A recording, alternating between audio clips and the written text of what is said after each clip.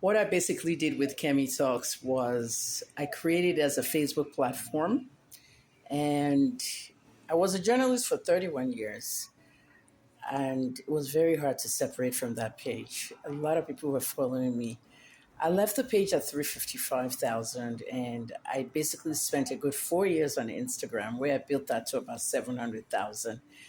And each time I posted on Instagram, people went to my Facebook to see the same post, but they didn't see any post. And I felt like I abandoned my fans. And I don't see fan bases for journalists. I think journalists just come to work. It's not like we're coming to talk to you or anything. But one thing about Kemi Olunloyo is I engage my fans. I'm not like every other celebrity doing music, doing, acting and all that. I like to talk to them in the comments. I like giving savage replies. I like talking to them. I like abusing them. Anyone that abuses me, fire for fire. So engagement is really great, and I've always loved it. It's like a time waster, but these days Facebook is paying you for engagement. Facebook will even remind you that you have not responded to comments.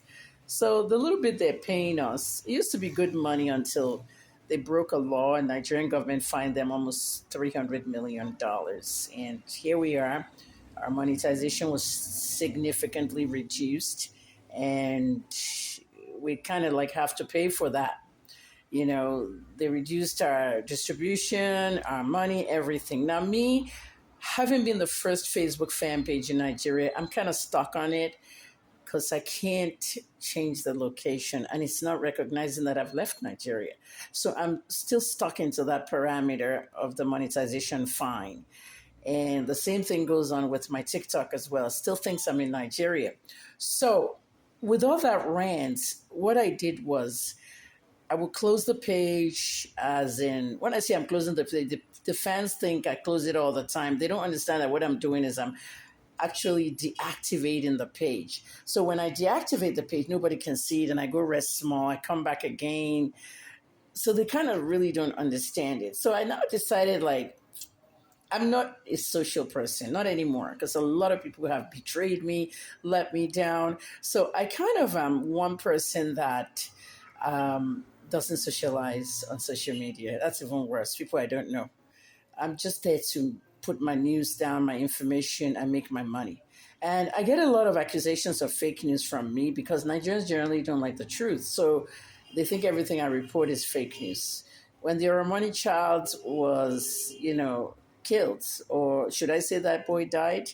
It was killed. It's what the narrative was, and everybody thought his classmates bullied him.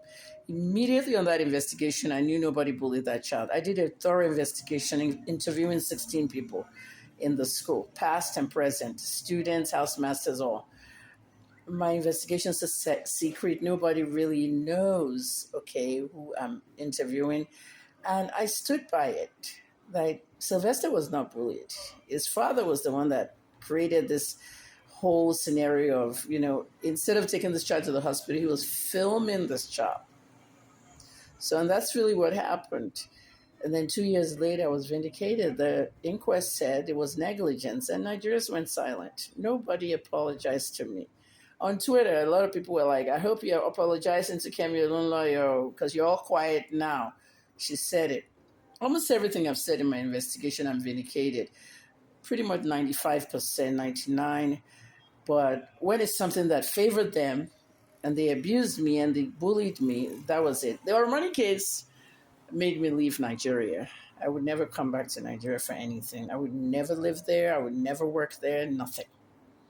And I was bullied to the point that celebrities, Tonto Dike, Yabo Ojo, Adame, Adetone, they leaked my phone number. They all shared it on their pages. They leaked my address. They shared it. Gist lover and all. And they said people should come to my house and beat me up. Tacha Akide, the smelly girl from Big Brother Niger, she tweeted, anyone go to investigative journalist's house, film it.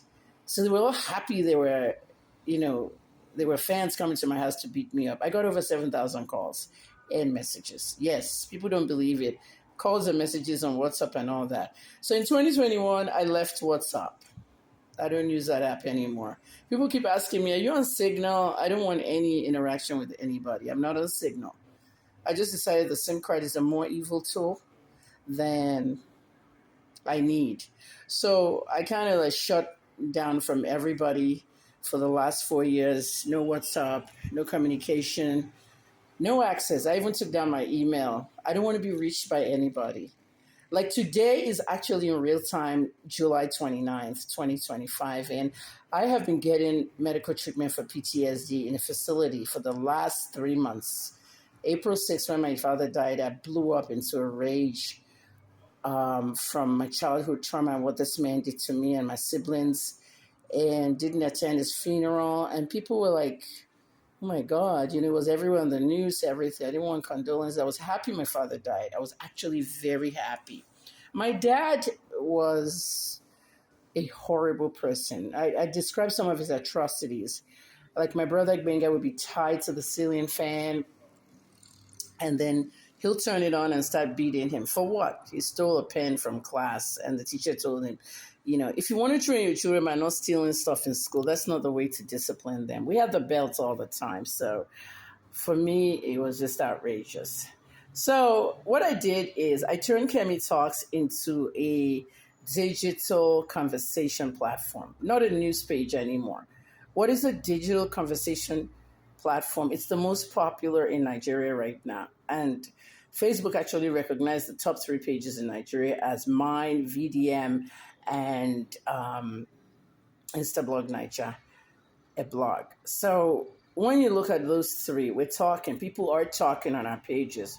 So my own thing was I wanted to create an avenue of conversations without people promoting their businesses and just, I don't like off-topic stuff. Off-topic means spamming. So I tell my fans, don't post stickers, GIFs, anything loud because of my eye injury when the riot happened.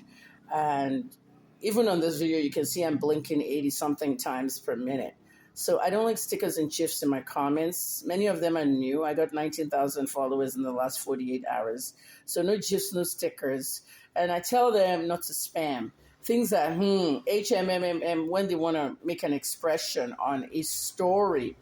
I don't like that, because I like you to comment or not comment. Because when I close comments, they're always complaining. I want to comment. When you're commenting, comments, okay? Not. So at the end of the day, I have my rules, and it's a very interesting page. We have fun on it. Sometimes I do digital creations under Kemi Talkers hashtag, meaning that everybody discuss this. Sometimes it's a serious story. Now, because it's a digital conversation platform, it's going to border around news. We discuss things happening around the world, anything.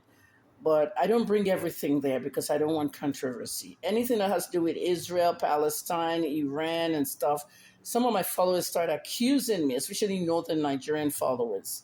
They start accusing me of supporting America because America supports Israel. I'm a blogger, okay, on the Trump administration blog on X. I blog the Trump administration, and I don't blog any administration, ordinarily. All right, if Tinubu wants me to blog this administration, he needs to hire me and bring me back home, but they don't need me in Nigeria. I basically have been doing my own thing. So as I leave, this facility, this hospital, this retreat next week, my birthday is in 7 days. I just asked people that at 61 years old, I didn't really have a huge party for my 60th. On my 60th birthday, I was with 4 friends in Accra, Ghana, and my 59th. So they just took me to dinner. We had fun. I ate. It was a nice cake. And it wasn't what you expected me to have. 60th birthday, hotel, the celebrities, all the big people. I didn't get any present, but the present I got was from the 4 Nigerians that took me to eat that day. They were strangers. They were nice. They were fans, and I enjoyed it. Okay, a little goes a long way. So this year, I'm going to, try and have my birthday online. Mr. Yomi Fabi wants to raise money for me on a live fundraiser on TikTok. And I want 61 million naira. Okay, 61 million naira. Everybody can do